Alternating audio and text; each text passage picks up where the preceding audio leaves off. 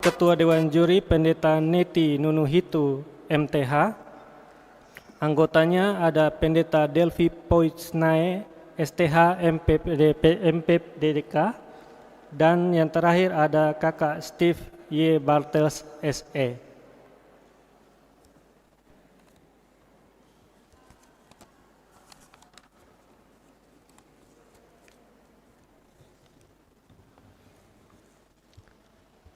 Selanjutnya kepada Kakak Steve Y. Bartels saya berikan waktu dan tempat. Salam, selamat malam teman-teman peserta, terutama penonton sekalian. Terima kasih kami 3 Dewan Juri, saya, Mama Neti dan Mama Delvi, kita akan memandu jalannya metode apologetika. Nah, untuk peserta memang sudah sudah tahu di technical meeting dan sebagainya, tapi mungkin kami perlu menjelaskan bagi Bapak Mama penonton karena apa sih ini gitu. Nah, yang perlu kami jelaskan secara singkat gini, metode apologetika ini sebenarnya metode yang kami buat untuk melengkapi CCA. Karena CCA itu identik dengan menghafal dan lain sebagainya seperti yang sudah dilihat. Tapi kita juga pengen CCA itu adalah orang memahami Alkitab. Bukan hanya hafal tapi harus memahami. Karena Alkitab bilang iman timbul dari pendengaran firman Allah. Nah, pendengaran itu membutuhkan pemahaman. Kita iman itu tidak timbul dengan menghafal tapi dengan memahami. Nah, untuk itu metode ini ada. Lalu dasar Alkitabiahnya apa? 1 Petrus 3 ayat 15. Silakan dibuka itu. Kita harus bersedia kala ketika orang mau bertanya pada kita tentang iman yang ada pada kita gitu. Tapi harus dengan penuh hormat dan tidak berlaku menjawab dengan cara-cara yang tidak baik. Nah, untuk itu metode ini ada. Itu yang pertama yang perlu diperhatikan dan dipahami oleh Bapak Mama sekalian yang nonton. Yang berikut, metode ini sudah pernah dilakukan tahun 2018, waktu itu namanya metode eksegesis. Kita uji coba dulu dengan 1 juri. Kali ini kita tingkatkan lagi dengan 3 juri. Untuk apa? Untuk mendapatkan objektivitas gitu. Jadi karena 3 juri jadi kita bisa menilai dengan lebih baik. Kalau satu saja kan subjektif, bisa dianggap subjektif. Nah, kemudian yang berikut kita sudah punya materi-materi yang sudah dibagikan pada peserta, kita juga sudah mengirimkan clue-clue tertentu kepada peserta. Yang terakhir, metode yang materi kali ini yang kita angkat dalam metode apologetika untuk informasi Bapak Mama sekalian adalah tentang keselamatan atau doktrin soteriologi gitu. Nah, peserta akan belajar di seputaran itu dan kita akan menguji mereka di soal pengetahuan mereka tentang keselamatan. Gitu. Itu dari saya, mungkin dari Ketua Dewan Juri atau Mama Neti atau Mama Delvi. Oke, cukup. Baik. Kita akan segera mulai. TPS, bisa kita mulai? Oke, teman-teman TPS sudah memberikan waktu kepada kami. Peserta sudah tahu mekanismenya bagaimana ya? Regu A, regu B, C, D. Oke, kami minta panitia untuk memberikan mic pada regu A.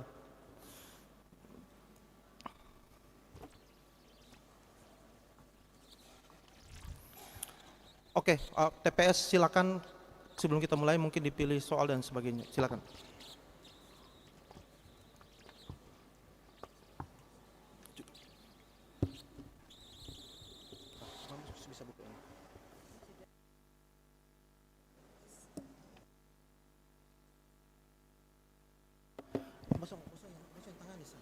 Bosong yang handle itu. Nanti berkasih bagai ketawa.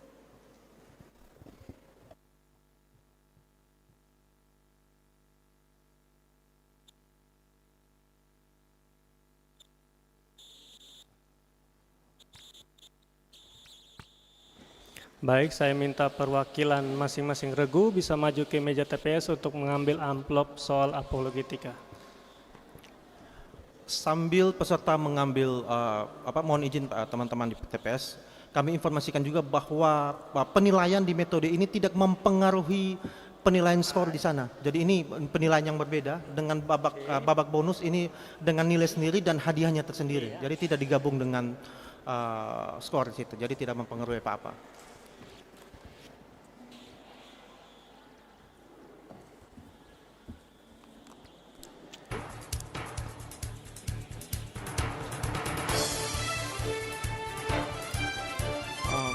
Kakak Oman satu lagi, mungkin dalam technical meeting kemarin pada peserta, memang kita mengatakan bahwa ada salah satu juri expert yang akan menguji.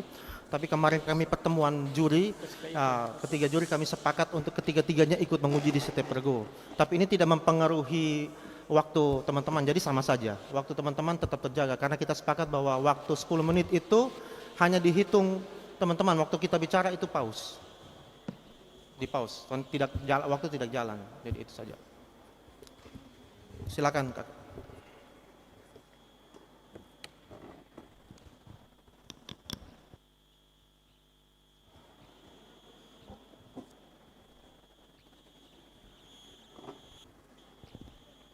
Baik, kita akan mulai untuk soal apologetika pada regu A. Oke, regu A mendapat soal nomor 3. Tolong diperhatikan baik, tolong dicek mic-nya yang dua. Cek. Oke. Cek. Saya akan bacakan. Perhatikan baik-baik. Kita percaya bahwa manusia hanya bisa selamat karena percaya kepada Yesus sebagai Tuhan dan Juru Selamat. Yohanes 14 ayat 6 dan Kisah Para Rasul 4 ayat 12. Tetapi ada orang-orang yang tidak sempat mengenal Yesus semasa hidupnya. Tentu saja mereka tidak bisa masuk dalam kategori orang beriman. Maka pastinya tidak selamat. Nah, di manakah letak keadilan Allah kalau orang-orang yang belum pernah mengenal Injil itu tidak selamat? Silakan.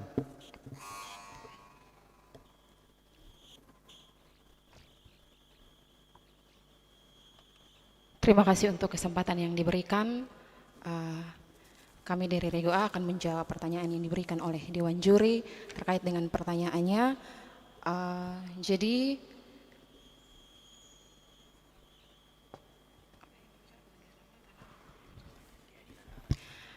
letak keselamatan dan keadilan Allah. Menurut pendapat kelompok kami yang kami pahami, keselamatan itu diberikan oleh Allah secara cuma-cuma, tidak berdasarkan perbuatan manusia. Bisa kita baca dan kita lihat dalam kitab Efesus, dikatakan bahwa Allah mengaruniakan keselamatan itu bukan hasil usaha manusia, tetapi itu pemberian Allah. Jadi keselamatan itu diberikan Allah secara cuma-cuma, dan tidak ada kaitannya dengan perbuatan baik seseorang atau iman seseorang. Jadi keselamatan itu sudah diterima oleh setiap orang. Allah sudah memberikan keselamatan itu.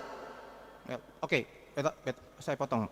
Kami tidak sedang bertanya apakah keselamatan karena perbuatan, tidak. Yang kami tanya adalah kalau orang yang belum sempat kenal Yesus kemudian tidak selamat, adilkah itu? Itu yang kami tanya. Orang yang belum sempat kenal Yesus, kemudian dia sudah meninggal dan tidak selamat gitu. Kan kita percaya bahwa hanya Yesus satu-satunya juru selamat. Tapi kalau bagaimana dengan orang yang belum sempat kenal dan tidak, itu bagaimana? Di mana keadilan Allah?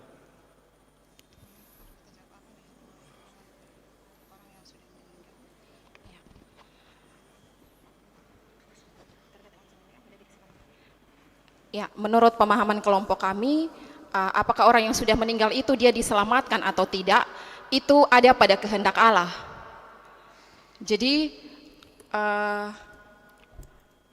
terkait dengan orang tersebut diselamatkan atau tidak, itu ada pada pemilihan saya potong Allah. lagi, Anda tidak paham maksud saya. Saya tanya di mana letak keadilan Allah kalau mereka tidak selamat karena tidak percaya pada Yesus. Itu pertanyaan saya.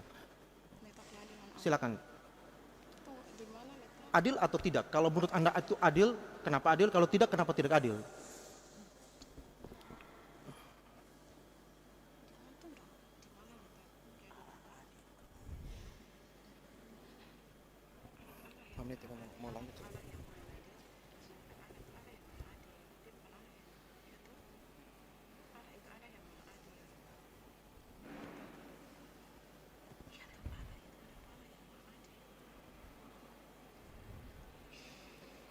Oke, jadi eh, yang kami tanyakan adalah kalau orang percaya Yesus pasti selamat. Setuju? Setuju? Regu A. Percaya Yesus pasti selamat. Percaya didasari dengan perbuatan. Oke, tadi waktu di awal katanya selamat bukan karena perbuatan, tapi anugerah cuma-cuma. Bagaimana? Mana yang mau dipegang? Oke, tapi sebenarnya bukan tentang itu ya. Percaya Yesus pasti selamat. Nah sekarang bagaimana dengan mereka yang tidak sempat kenal Yesus? Mereka pasti tidak selamat.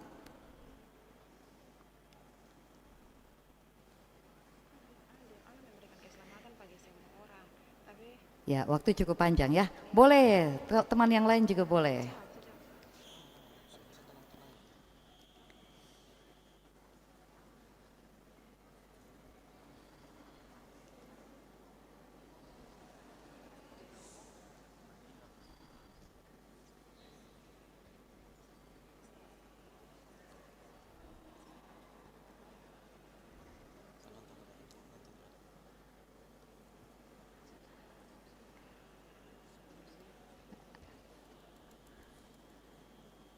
Oke, ambil contoh ya. Ambil contoh saja ya.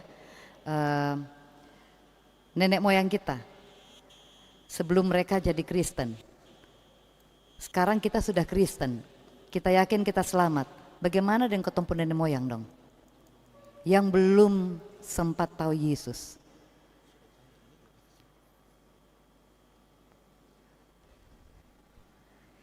Kalau mereka dinyatakan tidak selamat atau binasa, menurut saudara-saudara Allah adil atau tidak?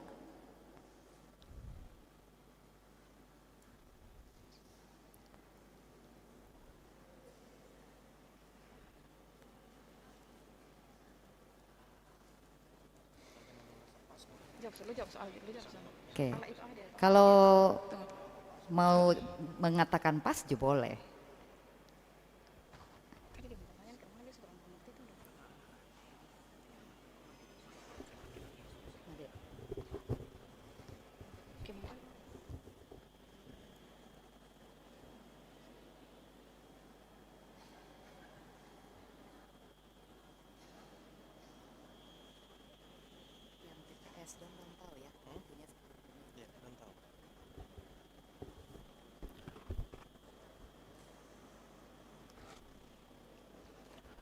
Coba regu A, beta elaborasi gini.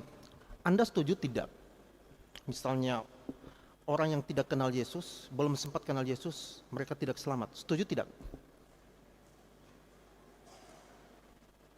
Setuju tidak dengan hal tersebut? Kalau misalnya orang-orang yang misalnya tadi Mama Neti bilang nenek moyang kita yang masih orang Kupang bilang halaik gitu, belum kenal Yesus, tapi mereka sudah meninggal kan? Kita sekarang sudah. Mereka tidak selamat. Anda setuju tidak dengan itu? Ini keselamatan diberikan Allah kepada semua orang. Tidak setuju. Tidak setuju. Oke, elaborasi.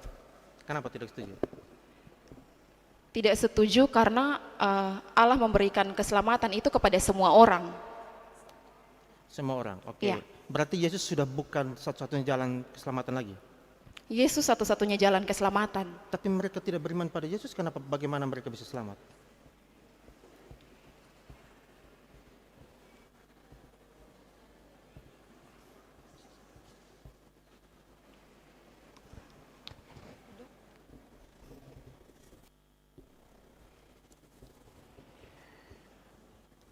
Oke, masih ada waktu ya. Oke, Kak mungkin mau jawab lagi? Kami tetap mempertahankan jawaban dari kelompok kami. Apa nih bahwa ini?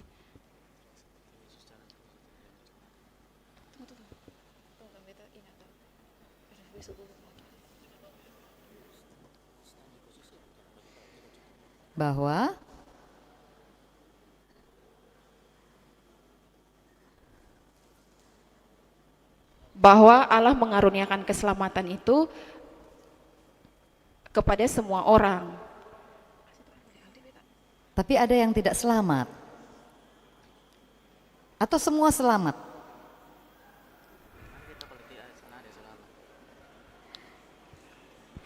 semua beroleh keselamatan. Semua beroleh keselamatan. Iya. Tidak ada yang tidak selamat.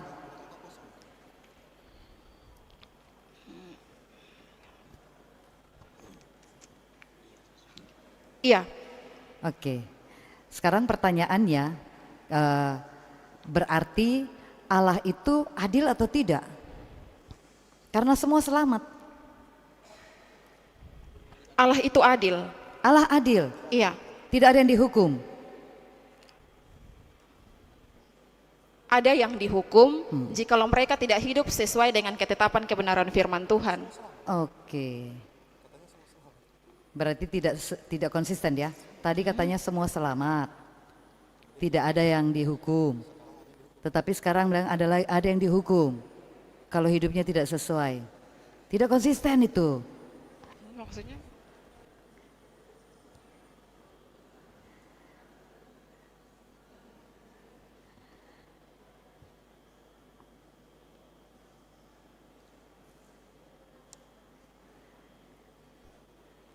Oke. Oke, regu A, kalau memang misalnya stand di posisi itu tidak masalah, mau pas juga tidak masalah, supaya kita bisa sudah tidak ada masalah gitu. Masih mau mencoba silakan, tapi kalau misalnya sudah pas boleh katakan pas seperti kesepakatan kita. Mau pas? Kalau begitu kami dewan juri nyatakan cukup. Terima kasih. Tepuk tangan untuk regu A.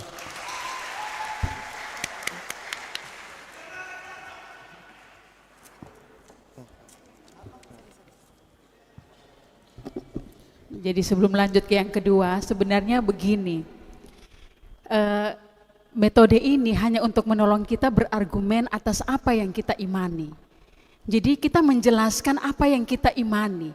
Jadi jangan berpikir berat bahwa, oh berarti yang saya jelaskan salah. Tidak. Kami hanya mau supaya teman-teman berani menyatakan kebenaran sebagai refleksi iman teman-teman terhadap kebenaran itu sendiri. Jadi jangan takut, jangan seolah-olah bahwa ini pasti salah, tidak. Tapi berani berargumen dengan apa yang diimani. Itu saja poinnya.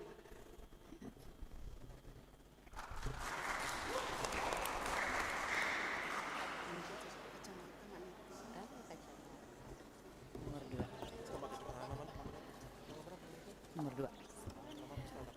Oke, regu B ya. Jen Ote. Sekali lagi ya, ini bukan soal benar salah ya.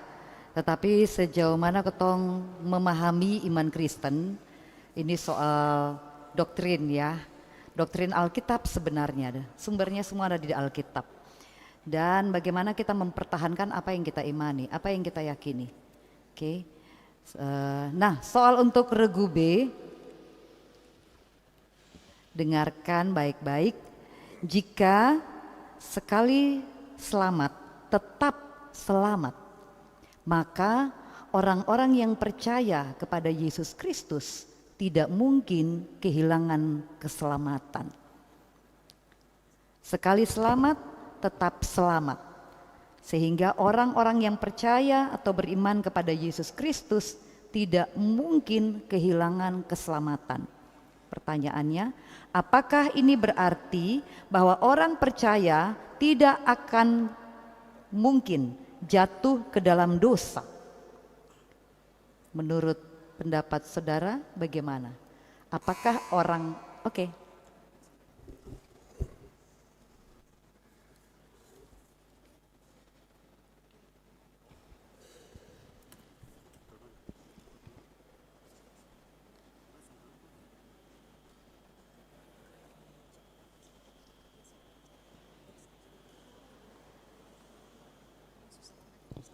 Oke, terima kasih untuk Dewan Juri yang telah memberikan kesempatan bagi kami.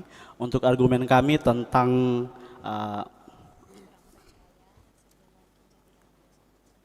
tentang orang percaya yang tidak mungkin jatuh ke dalam dosa.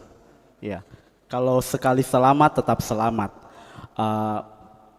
Argumen kami tetap kami berlandaskan pada ayat yang ada pada dua pembacaan. Ada yang pertama kalau tidak salah ingat kami di kitab Pengkhotbah ayat ini pasal 12 membahas tentang anak-anak, orang-orang muda kalau tidak salah. Kemudian dengan 2 Korintus ayat 15 tentang tahta pengadilan Kristus, bahwa pada akhirnya orang yang percaya akan diadili di tahta pengadilan Kristus. Pun demikian, pada pengkhotbah berkata demikian, anak muda, engkau boleh memilih apa yang kamu inginkan pada masa mudamu, tetapi pada akhirnya akan ada pengadilan yang mengadili engkau, dan itu yang menjadi hakimnya adalah Allah. Tentang orang percaya selamat atau tidak selamat, orang percaya tidak mungkin jatuh dalam dosa ataupun sekali selamat tetap selamat. Kami percaya bahwa itu kembali kepada kedaulatannya Tuhan dengan materi yang telah diberikan. Tapi yang bisa dikontrol oleh manusia sebagai objek yang berdosa ataupun tidak berdosa adalah berbuat salah atau tidak. Karena pada akhirnya yang menentukan selamat atau yang menentukan deserve-nya apa? Deserve-nya apa? Kita pantas untuk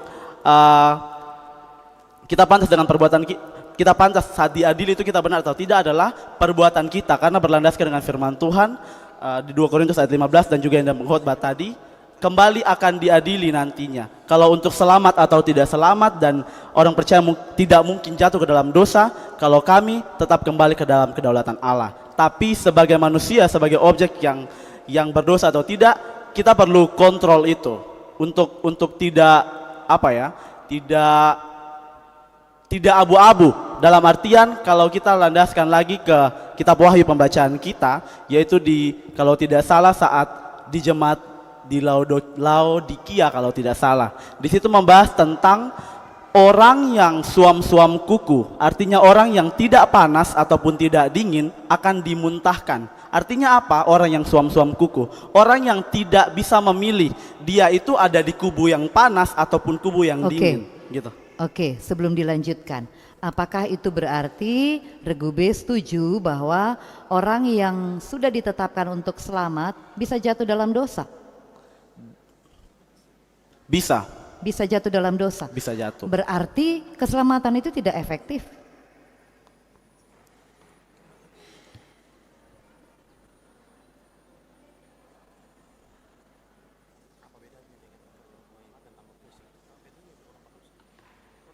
Kalau dari kami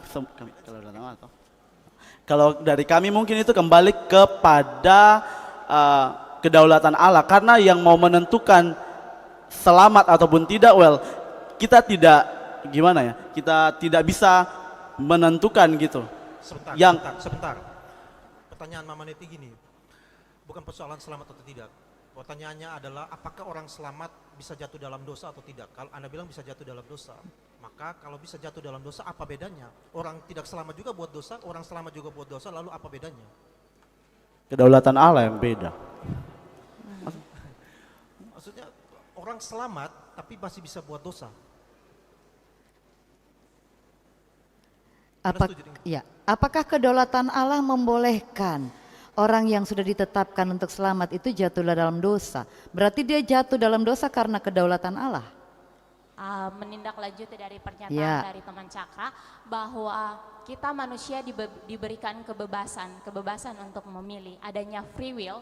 Menurut dari pendapat Calvin, bahwa kita manusia diberikan pendapat free will untuk memilih, walaupun Tuhan telah menentukan batas-batas mana kita berada dalam lingkungan Tuhan Yesus. Jadi kami percaya bahwa seperti kayak dalam argumen yang tadi, bahwa orang percaya dia bisa jatuh dalam dosa ketika dia melanggar batas-batas yang telah ditentukan oleh Tuhan Yesus. Oke, free will itu bisa dipakai oleh orang-orang yang dipilih oleh Allah untuk selamat, dan free will itu bisa dipakai untuk melawan Allah sehingga dia jatuh dalam dosa.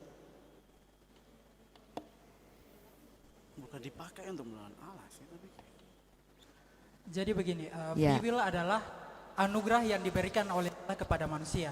Jadi Allah memberikan anugerah kepada manusia untuk memilih apakah dia mau memilih kehendak dia sendiri atau kehendak Allah.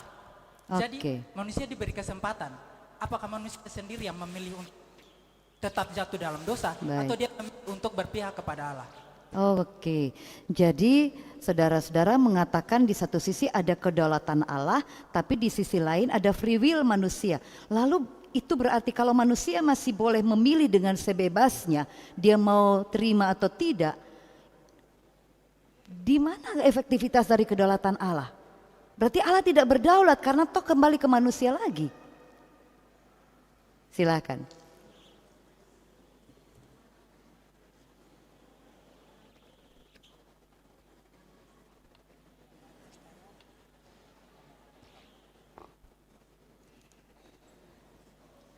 Tentang efektivitas keselamatan Allah, seperti kita lihat bahwa orang Israel walaupun percaya tapi tetap jatuh dalam dosa.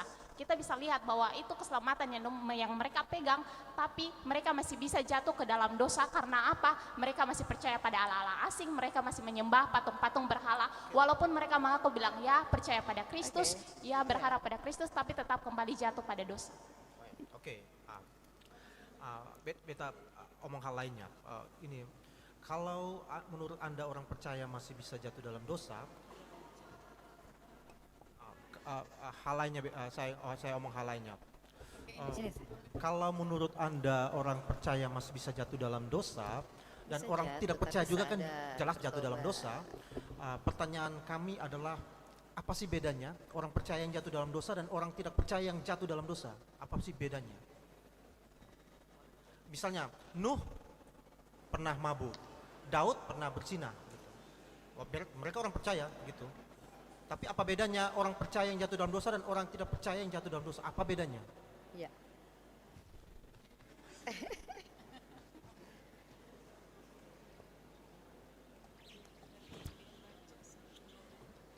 Jika kita berkata mengenai perbedaan orang yang sudah tidak diselamatkan jatuh dalam dosa dan orang yang diselamatkan jatuh dalam dosa, kami kira itu kembali pada anugerah Allah.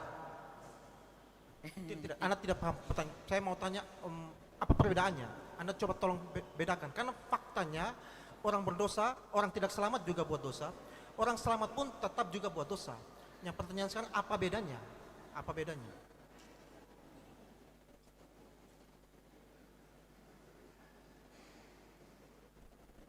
Yang satu bertobat, yang satu tidak bertobat.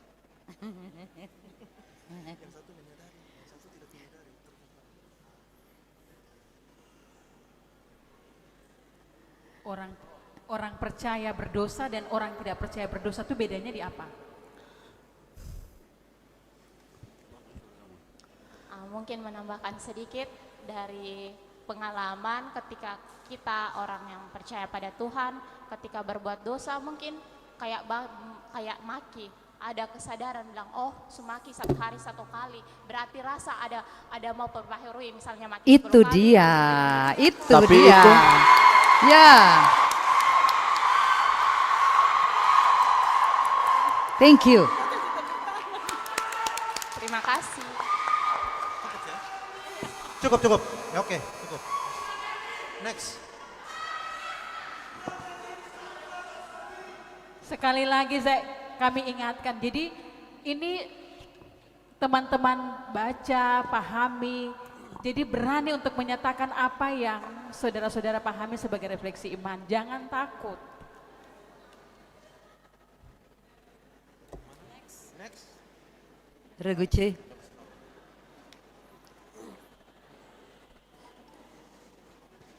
Ivan.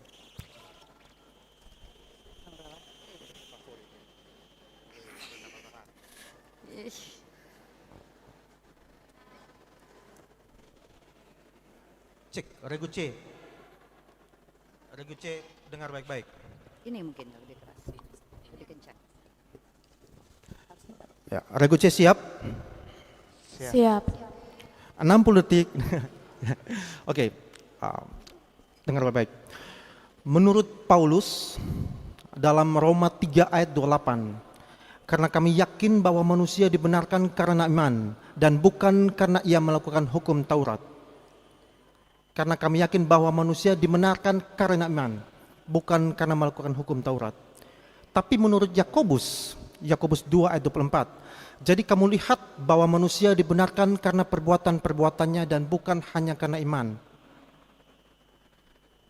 Kedua ayat ini Paulus menekankan soal selamat hanya karena iman. Tapi Yakobus bilang orang selamat bukan hanya karena iman, tapi dibenarkan karena perbuatan-perbuatannya. Nampaknya sekilas ada kontradiksi, semacam paradoks di kedua ayat ini. Pertanyaan kami adalah bagaimana Anda mengharmoniskan kedua ayat ini? Paham? Ya, silakan. Baik, terima kasih atas kesempatan yang telah diberikan kepada kami. Terkait pertanyaan yang diberikan oleh Dewan Juri, apakah ada ayat atau ada sesuatu hal yang bisa mengharmoniskan pernyataan dari kedua ayat ini? Menurut kami mengambil dasar dari Yakobus pasal 2 ayat 17. Di situ dikatakan dengan jelas bahwa iman tanpa perbuatan hakikatnya mati. Jadi menurut kami untuk mengharmoniskan kedua hal ini bahwa iman dan perbuatan harus sejalan dan seimbang. Karena kalau salah satunya berat sebelah, maka tidak bisa.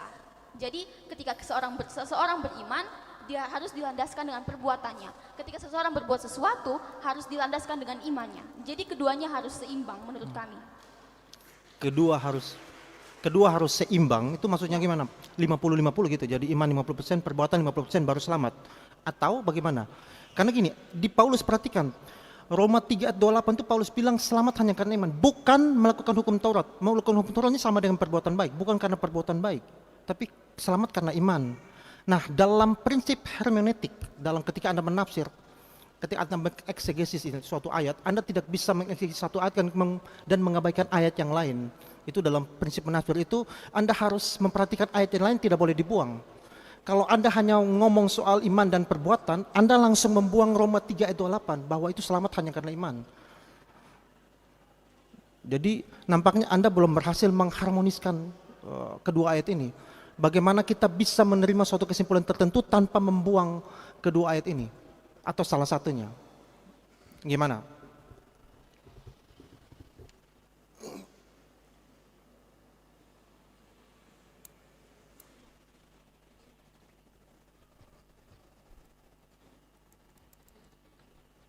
Baik, terima kasih. Menurut saya, apa yang kita lakukan itu yang mencerminkan iman kita.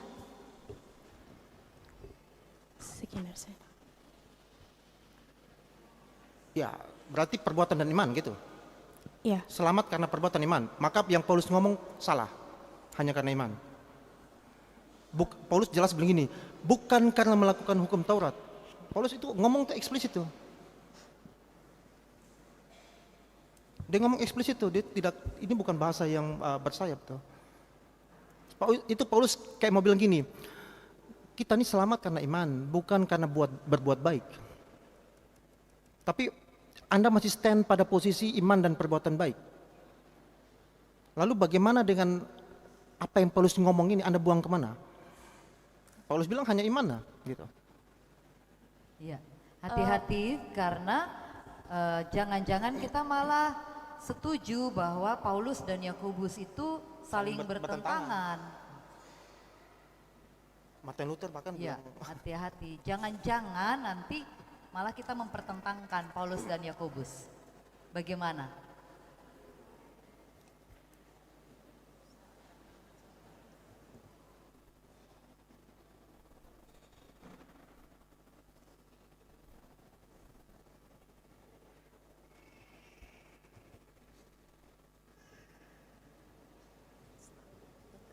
Kami tetap pada jawaban kami bahwa iman dan perbuatan harus sejalan. Apa artinya sejalan? Sejalan di sini apakah iman itu 50% percaya Yesus, kemudian 50% adalah jasa saya, perbuatan baik saya.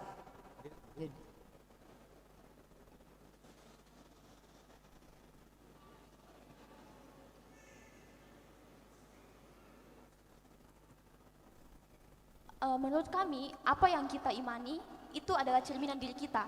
Jadi ketika seseorang beriman, pastinya perbuatannya akan, ketika seseorang beriman kepada kehendak Yesus, dia pasti akan mencerminkan perbuatan dari Yesus. Jadi itu yang kami pegang. Apa yang kami imani itu yang kami lakukan. Oke. Sekarang tolong jelaskan. Iman itu berasal dari mana? Iman itu menurut saya kutip dari Ibrani 11 ayat 1, iman itu adalah dasar dari segala sesuatu yang kita harapkan dan bukti dari segala sesuatu yang kita pikirkan. Jadi menurut kami iman itu timbul dari pikiran kita, dari hati kita. Iman timbul dari diri kita sendiri. Ya. Kitalah yang menghasilkan iman. Bukan karunia. Kitalah yang menghasilkan iman. Karena timbul dari diri sendiri, pikiran sendiri.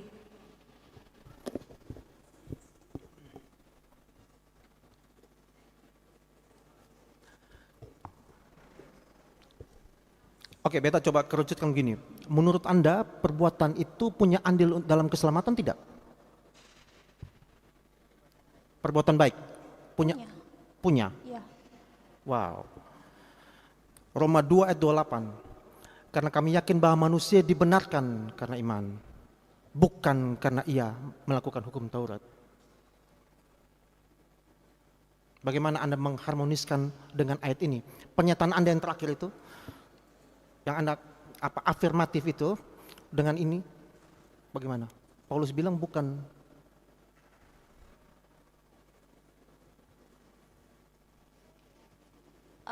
Ayat itu mengatakan bahwa iman mereka diselamatkan karena iman. Tetapi kalau misalnya iman kita dalam tanda kutip cuman iman kosong, tanpa perbuatan, tanpa sesuatu hal yang nyata, itu bukan iman.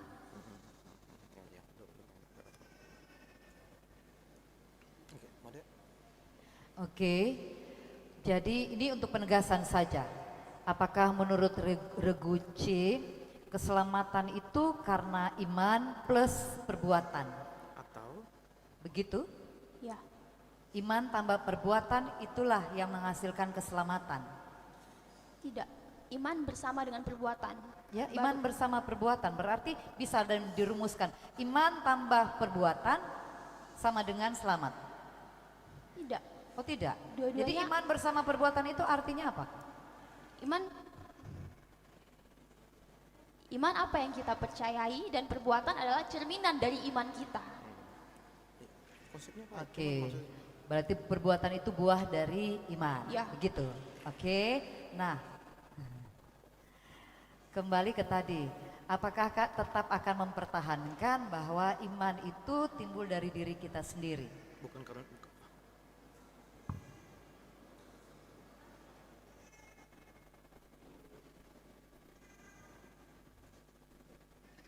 Ya, karena iman itu timbul dari diri kita sendiri karena ketika kita melihat, kita memutuskan apakah kita mau percaya, kita memilih mau percaya atau tidak. Jadi itu timbul dari diri kita sendiri. Oke, sudah oke. Yang beta mungkin semacam clue bantu. Anda harus perhatikan antara dua ayat ini, kenapa dia muncul, kenapa Paulus mengatakan demikian dan kenapa Yakobus katakan demikian. Sebenarnya itu ada masalah konteks. Nah, kami ketahuan Anda tidak paham konteks. Konteks Yakobus kenapa ngomong gitu, konteks Paulus kenapa ngomong gitu. Itu yang sebenarnya harus Anda gali. Tapi kami menghargai apa yang kalian sampaikan. Masih ada yang mau disampaikan? Kalau tidak kami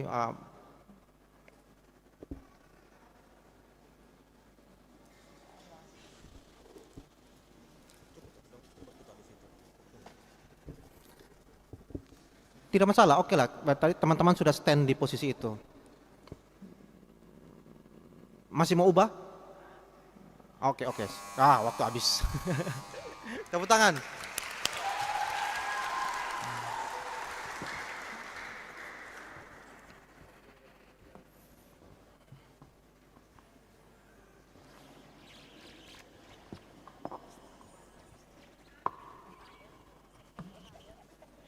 Otomatis sudah. Nomor 4. Mama menit. Cek jika sejak permulaan Alkitab mengatakan sebagian orang untuk selamat, lalu untuk apa lagi ada penginjil? Sebagian. Baik, untuk Regu D, Tolong dengar baik-baik soalnya, ini soal yang nomor 4. Jika sejak permulaan Allah telah menetapkan sebagian orang untuk selamat. Predestinasi, ingat itu. Lalu untuk apa lagi kita melakukan penginjilan? Perlukah ada penginjilan?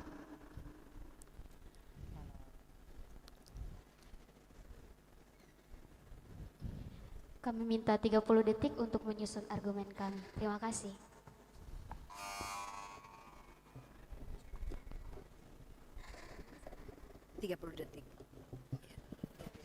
Ya, sambil 30 detik kami kerucutkan. Dalam ajaran Calvinis ada yang namanya predestinasi. Predestinasi itu sejak awal Allah sudah menentukan siapa selamat dan siapa tidak, gitu.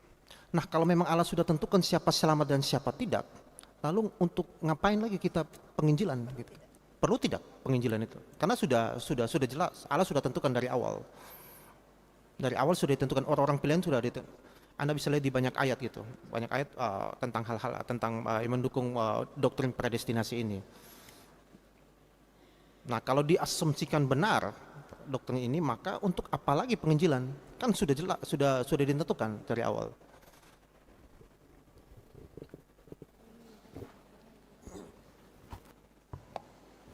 Terima kasih, kami sudah menyusun argumen kami. Kepada Dewan Juri yang terhormat dan pada hadirin sekalian,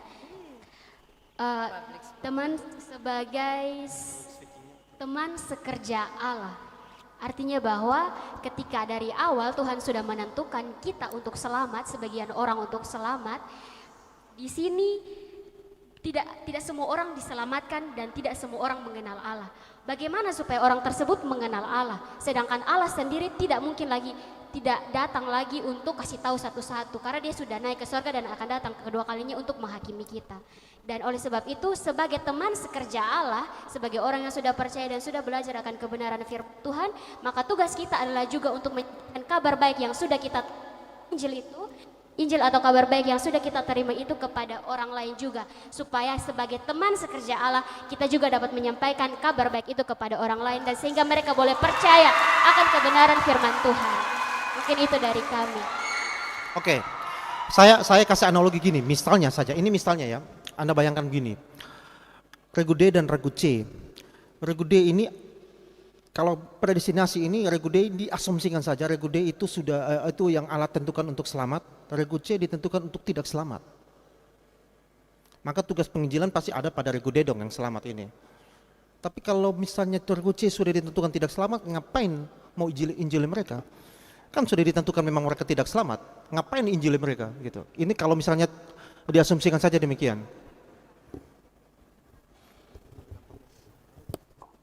Kalau dalam firman Tuhan mengatakan bahwa bukan kamu yang memilih aku, tetapi aku yang memilih kamu. Jadi sedari awal pasti Tuhan sudah memilih dia, makanya kita sebagai orang yang membantu pekerjaan Allah, kita juga memberitakan firman-Nya. Jadi kalau kita kembalikan lagi, maka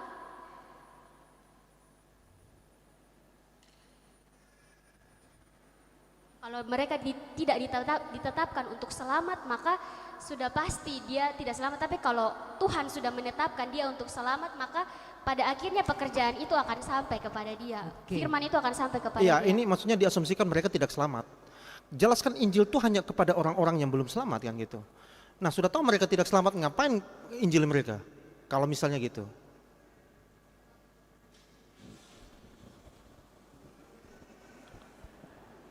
Kan kalau Allah sudah tetapkan kan tidak mungkin diubah. Anda mau injili sampai bagaimanapun tetap tidak akan selamat. Allah sudah tentukan demikian.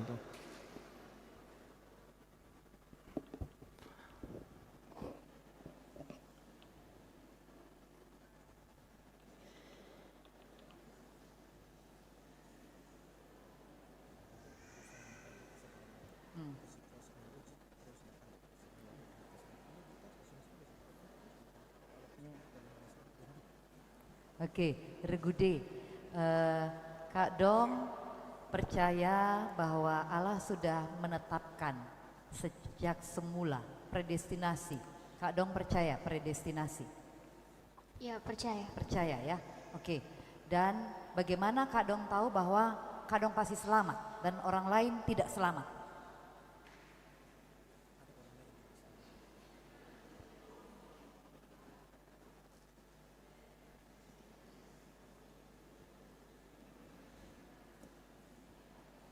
Nah, lalu seandainya nih ya, seandainya kita yakin bahwa kita selamat. Ini seperti orang Israel kan mereka yakin sekali, kami keturunan Abraham, kami pasti selamat. Lalu ada penginjilan untuk mereka, mereka terima atau tidak? Kalau kita yakin kita sudah selamat lalu orang datang injili kita lagi, kita mau terima penginjilan atau tidak? Perlu atau tidak penginjilan untuk orang yang dia yakin dia sudah selamat?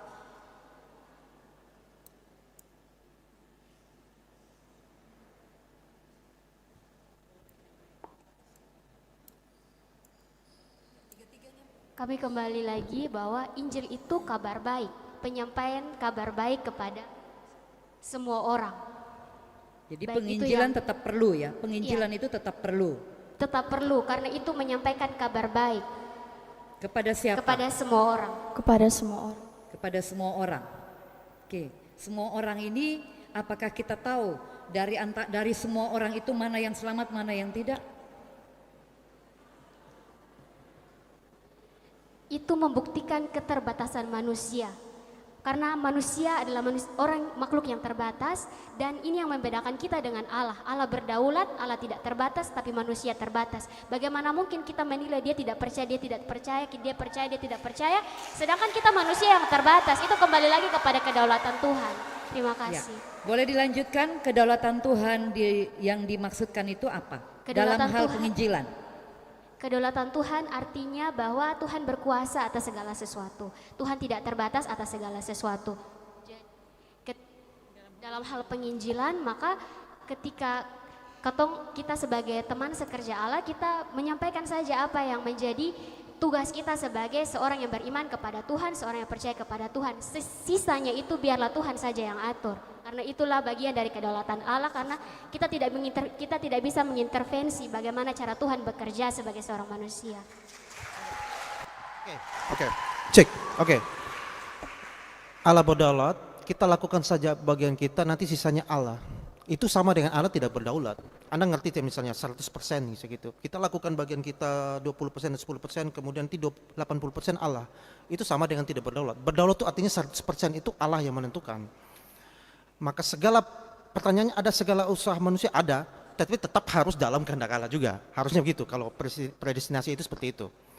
Tapi kalau Anda katakan kedaulatan Allah bla bla bla, kita berusaha, nanti sisanya Allah.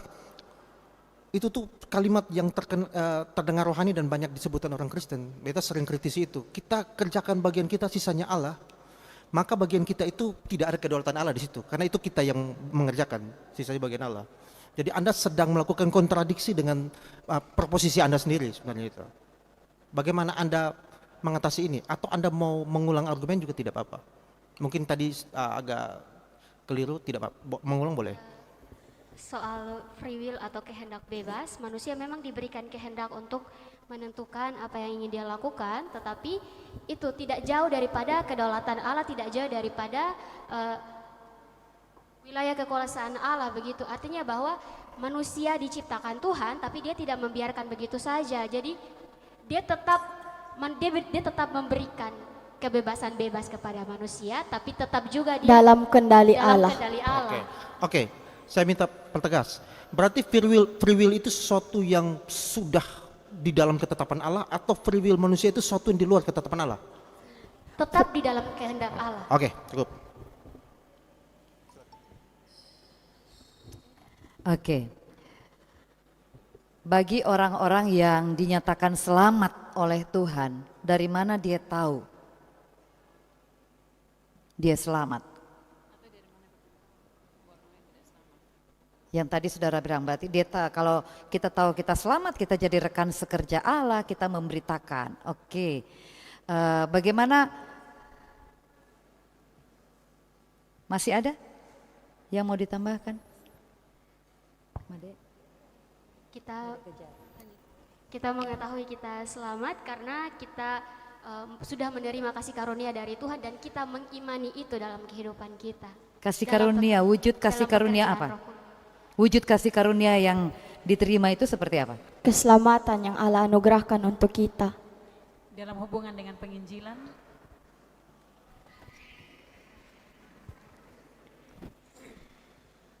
kalau dalam penginjilan kita menyampaikan bahwa ketika kalian terima Kristus maka kalian akan diselamat. Kabar baik, Injil kabar baik, maka kalian akan selamat. Oke, baik. Jadi walaupun Allah sudah menetapkan sejak semula ada yang selamat, ada yang tidak selamat atau binasa, tetapi penginjilan itu tetap perlu dilakukan. Tetap perlu dilakukan. Tetap perlu dilakukan. Oleh karena kita rekan sekerja Allah itu saja. Seperti yang tadi teman saya jelaskan bahwa kita tidak tahu orang itu sudah percaya atau tidak, dia sudah Itu selamat sudah, atau itu sudah. poinnya. Itu Kita poinnya. tidak tahu, jadi tugas Iya, kita cuma itu sudah. Itu memberitakan sudah. apa yang Injil kabar Iya, baik. itu sudah. memberitakan kehendak apa yang Tuhan mau. Karena Tuhan sendiri mengatakan kalau Ya, cukup. Cukup. siap. Harusnya itu, karena kita tidak tahu. jawabannya. Karena kita tidak tahu. Oke. Terima kasih.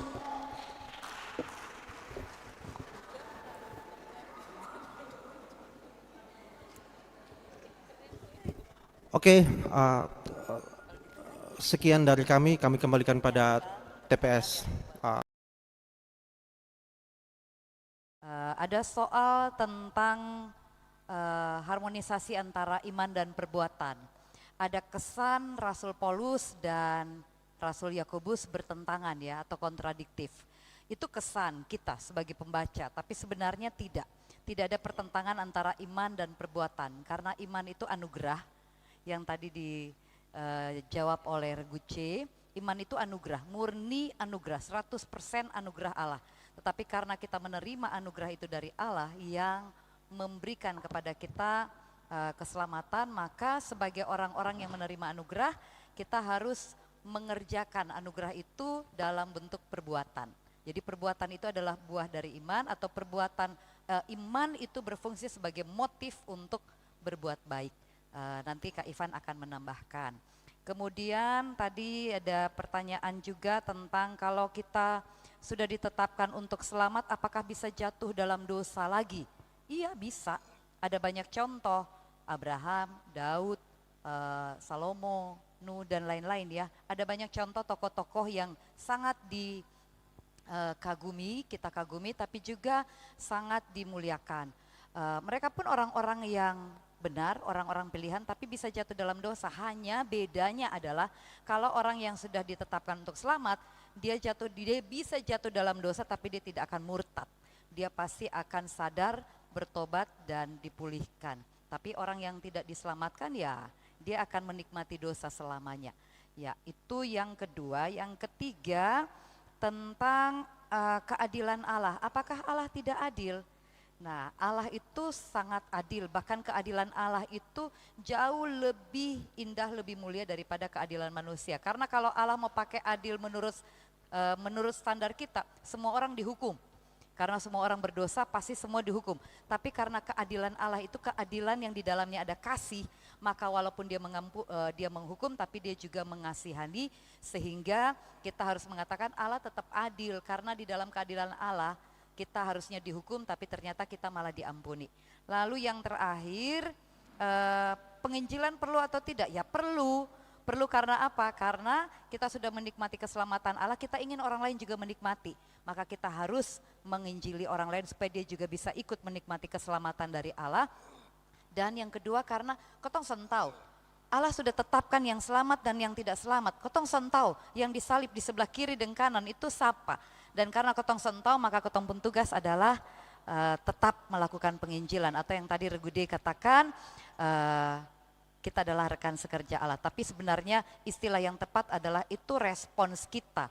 Ketekunan kita sebagai orang-orang pilihan Allah yang dipilih tanpa syarat, respons kita adalah kita harus memuliakan Allah lewat penginjilan dan perbuatan baik itu respons, bukan jasa untuk kita mendapatkan keselamatan. Ya, ini yang tadi ketong sudah dengar ya dari 4 regu, ada yang akhirnya memahami maksud dari doktrin ini.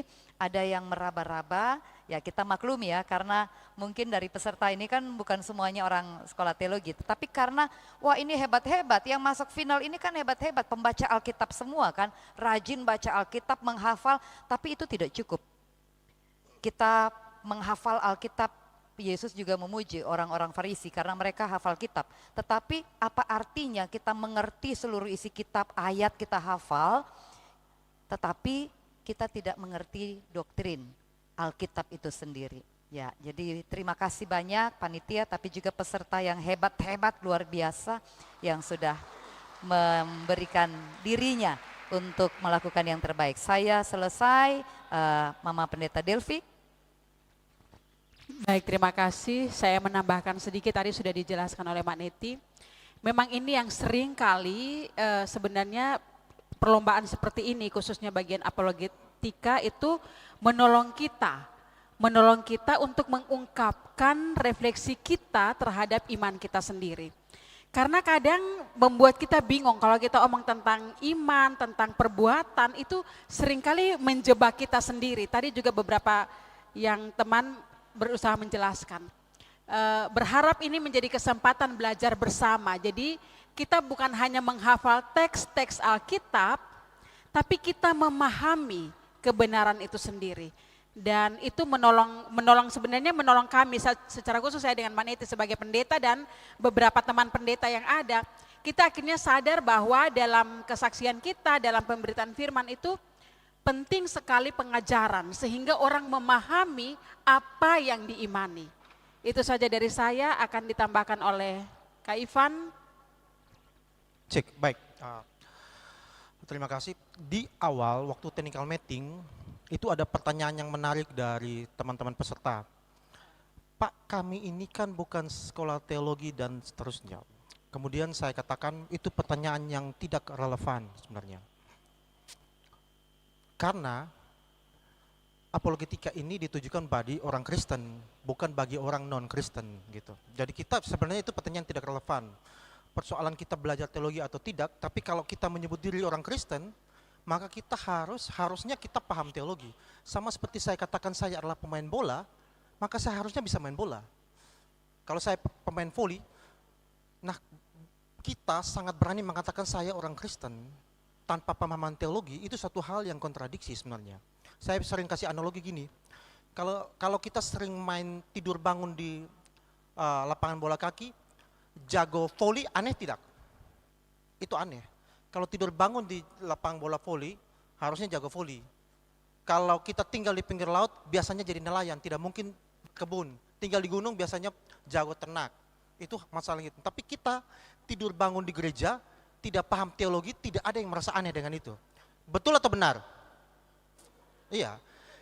Aneh tidak? Kita tiap hari tidur bangun di gereja, tapi kita tidak tahu teologi. Harusnya itu aneh. Seaneh tidur bangun di lapangan bola kaki tapi jago voli, itu aneh sebenarnya. Nah, berangkat dari itu kenapa ini apologetika. Kemudian seperti kesepakatan kita di awal, tolak ukur kita satu, doktrin tentang keselamatan ini, materi ini, dia punya dalam versi ajaran Calvinis. Gemit ini kan gereja Calvinis, gereja yang berasaskan pada aliran Calvinis atau dasar-dasar ajarannya itu Calvinis, Gemit. Maka materinya harus yang kita minta itu adalah sesuai dengan ajaran Calvinis. Dan menarik tadi bahwa ternyata ada sebagian peserta yang ternyata tidak menjiwai, tidak menghidupi ajaran Calvinis dalam iman, hal yang pengetahuan teologi mereka. Tapi kalau ditanya mungkin orang tua, kakak itu semua orang Gemit. Nah itu satu pertanyaan, itu hal yang perlu kita perhatikan. Kemudian yang berikut, tolong perhatikan ini. Nomor satu saya akan ngomong langsung teknis dengan peserta. Nomor satu pertanyaan, nomor satu seperti tadi Mama Niti sudah jelaskan tentang antara Paulus dan Yakobus. Sebenarnya ini sederhana kalau kita paham konteks. Yang pertama, Paulus sedang menghadapi siapa dan Yakobus sedang menghadapi siapa. Paulus sedang menghadapi orang-orang, perhatikan, orang-orang yang hanya menitiberatkan tentang perbuatan dan menyepelekan iman. Itu konteksnya. Sebaliknya Yakobus, dia sedang menghadapi orang-orang yang di mulut mengaku beriman, tetapi perbuatan nol. Ngerti tidak? Beta bedakan. Paulus sedang menghadapi orang-orang yang menekankan soal perbuatan untuk selamat. Waktu konteks Paulus itu di ayat itu. Tapi iman diabaikan. Makanya Paulus bilang selamat hanya karena iman, bukan perbuatan. Yakobus, dia sedang menghadapi orang-orang yang di mulut mengaku beriman, tetapi tidak nampak dalam perbuatan mereka. Makanya Yakobus bilang iman tanpa perbuatan adalah mati. Kalau beta katakan konteks ini langsung paham tuh gitu. Berarti tidak bertentangan sebenarnya itu. Dua-dua sama. Kita prinsipnya iman iman yang menyelamatkan, hanya iman, tidak ada yang lain gitu. Jadi waktu Paulus ngomong pada orang-orang itu, Paulus sedang mengasumsikan iman itu sebagai awal, perbuatan itu hasil dari iman. Ngerti itu? Sedangkan waktu Yakobus sedang mengkritisi orang-orang yang mereka memang mengaku di mulut iman, tapi itu hanya omong di mulut. Sebenarnya mereka tidak benar-benar beriman. Dan tidak nampak dalam perbuatan. Itu konteksnya berbeda. Itu sehingga kalau kita paham konteks, kita langsung, oh ternyata tidak bertentangan. Paulus dan Yakobus hanya sedang menghadapi orang-orang yang berbeda dengan cara yang berbeda. Gitu. Yang kedua, tentang jika sekali selamat atau selamat, maka orang percaya beriman. Apakah ini berarti orang percaya tidak jatuh dalam dosa? Tadi sudah meneliti, sudah jelaskan yang baik. Sederhana saja, kalau orang percaya bisa jatuh, tapi setelah itu dia sadari dan dia belajar dan tidak berbuat dosa. Tapi kalau orang berdosa, orang tidak selamat ya, dia buat dosa dan terus berdosa dan bebal. Itu beda sekali. Kemudian yang berikut nomor 3, kita percaya bahwa manusia hanya bisa selamat karena iman, keadilan Allah. Analogi paling sederhana gini, Bapak Mama, misalnya ini tidak selamat, ini selamat, ini manusia. Kalau kita pakai ilustrasi gini salah, alam jadi tidak adil. Kalau dia tentukan ini di sini, ini di sini. Dari awal ini manusia, yang di tengah ini sebenarnya analogi yang tepat adalah manusia ini sebenarnya dari awal sudah di sini. Ngerti tidak? Semua itu tidak selamat harusnya. Tapi karena kasih karunia, Allah mengangkat sebagian untuk selamat. Pertanyaan adil, ya adil. Memang dari awal harusnya semua ini tidak selamat. Ngerti tidak? Ya, harusnya gitu. Nah itu dalam ajaran Calvinis demikian.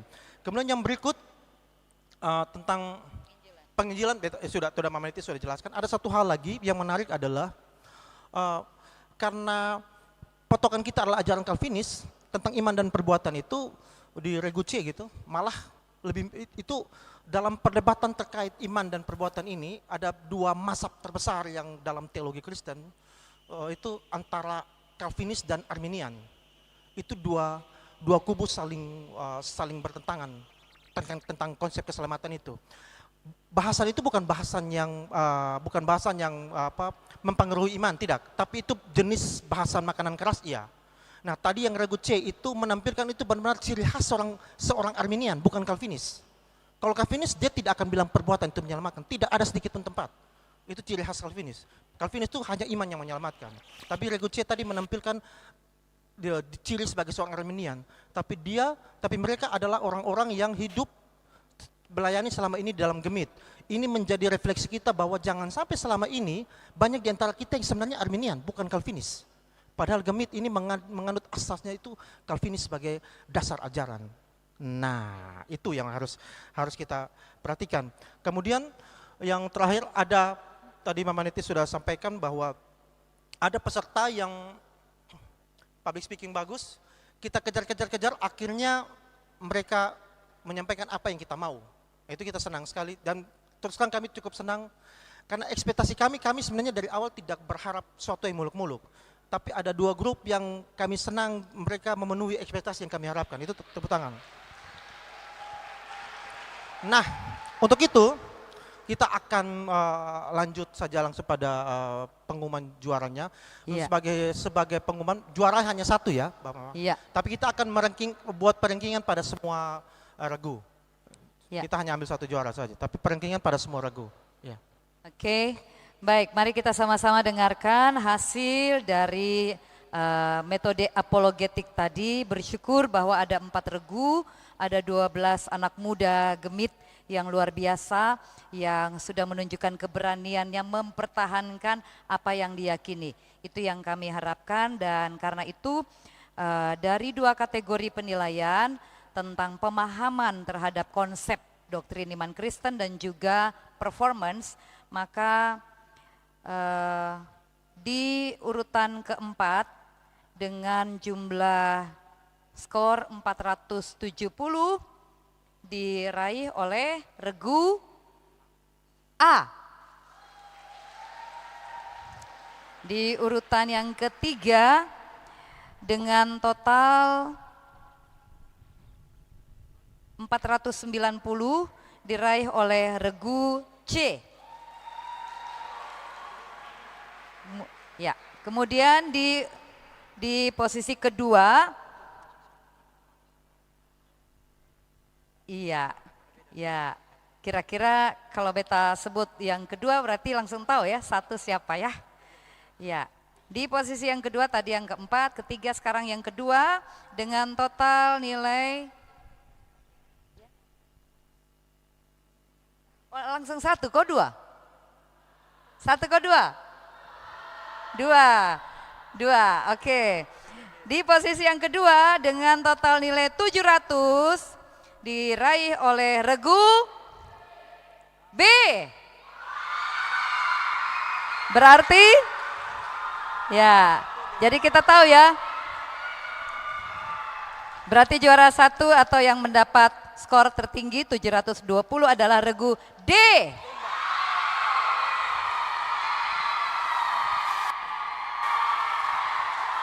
Ya, selamat. Sekian penilaian dari kami. Kami tetap mengharapkan masukan dari Bapak Mama penonton sekalian untuk terus kami upgrade metode ini, karena bisa jadi ke depan metode ini akan digabung dengan semua metode yang lainnya. Jadi ini masih terus uji coba. Tapi mungkin dalam waktu dekat belum digabung.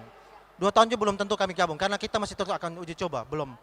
Kami masukannya tolong kami minta silakan ada mau beri masukan nanti di belakang secara informal, dan keputusan kami Dewan Juri juga tidak dapat diganggu gugat, ditetapkan di Kupang tanggal 27 Oktober 2023. Salam.